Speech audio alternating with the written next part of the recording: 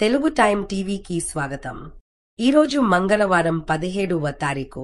Brahmamudi today serial simple గా వివరణ. నిశ్చితార్థ కార్యక్రమం జరుగుతున్న సమయంలో కనకం యామిని పెళ్లిని ఆపాలనే కుట్రలో ఉంది.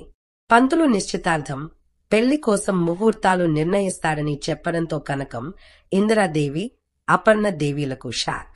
కళావతి మాత్రం యామినితో సవాల్ విసురుతూ, పెళ్లి ఆపడానికి నేను ఏ ప్రయత్నం చేయను, కాని నా భర్త మనసులో నేను వస్తే ఈ పెళ్లి ఆగిపోతుంది అని చెబుతుంది. రాజ్ యామిని పక్కన అయిష్టంగా నిలబడగా కళావతి, అప్పు, కవి, ధాన్యం, ప్రకాశం ముందు వరుసలో కూర్చుంటారు. అపర్ణదేవి, ఇందిరాదేవిలు నిశ్చితార్థ వేదికపై నిలబడతారు. వైదేహి ఉంగరాలు తీసుకురావడానికి లోపలికి వెళ్తుంది. కాని కనకం ఉంగరాల బాక్స్ ను కావాలనే ఖాళీ బాక్స్ తో మార్చేస్తుంది. వైదేహి ఉంగరాలు తీసుకువస్తుంటే కనకం కావాలనే ఆమెను తోసి బాక్స్ కింద పడేలా చేసి తాను కాపాడినట్లు నటిస్తుంది. వైదేహిని చూసుకుని నడవాలి కదా, ఎంత పెద్ద బాధ్యత తీసుకున్నావు అని వెటకారం చేస్తుంది. వైదేహి, నీలా డబ్బు ఉన్న ఇంటికి కూతుర్ని పంపే ఆరాటం నాకు లేదు అని సమాధానమిస్తుంది. కాని ఖాళీ బాక్స్ తో తిరిగి వస్తుంది. కనకం వైదేహితో వాదనలో పెళ్లైన జంటలను విడగొట్టి పరాయి మొగుడిని నీ కూతురికి మొగుడిగా చేయాలన్న గొప్ప మనసు నాకు లేదు అని చురకలు వేస్తుంది. వైదేహి కోపంతో ఖాళీ బాక్స్ తో వెళ్లిపోతుంది.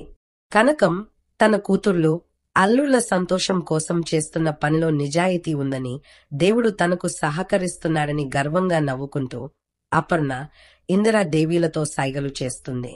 ఆమె ప్లాన్ సక్సెస్ అయినట్లు సంతోషిస్తుంది. నిశ్చితార్థ వేదికపై పంతులు ఖాళీ బాక్స్ చూసి, ఉంగరాలు లేకపోతే కార్యక్రమం ఎలా జరపాలి అని విసుగ్గా అంటాడు. యామిని తన చేతిలోని ఉంగరం రాజ్ చేతిలోని ఉంగరాన్ని మార్చుకుందామని సూచిస్తుంది. రాజ్ అయిష్టంగా తలవంచుకుంటాడు. కళావతి బాధగా చూస్తుంది.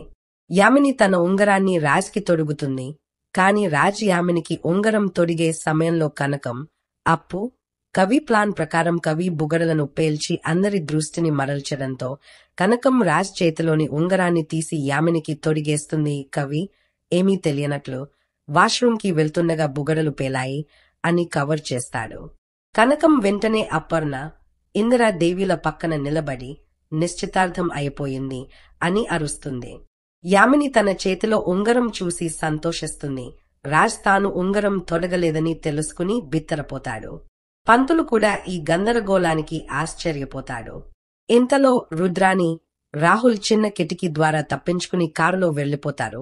స్వప్నకు అనుమానం వచ్చినా ఆలస్యమవుతుంది. పంతులు, రేపు ఉదయం 7:25కి దివ్యమైన ముహూర్తం ఉంది అని చెప్పి పెళ్లి ఫిక్స్ చేస్తాడు. సంగీత్, మెహందీ రోజులోపు పూర్తి చేయమని సూచిస్తాడు. మనసులో, ఈ పెళ్లి జరగదు, ఇంత దరిద్రం ఎప్పుడూ చూడలేదు అని అనుకుంటాడు. యామిని, రాజ్ తనకు ఉంగరం తొడిగాడని సంతోషిస్తూ కావ్యను, థాంక్యూ, పద బావా అని రాజ్ని తీసుకుని వెళ్తుంది. కావ్య బాధపడుతుంది. కనకం, కవి కలిసి యామినిని మోసం చేసి నిశ్చితార్థాన్ని గందరగోళం చేశారు. అప్పు రాబోయే ఎపిసోడ్లో యామినికి చెక్ పెట్టే ప్లాన్తో కథ ఉత్కంఠగా ముగుస్తుంది.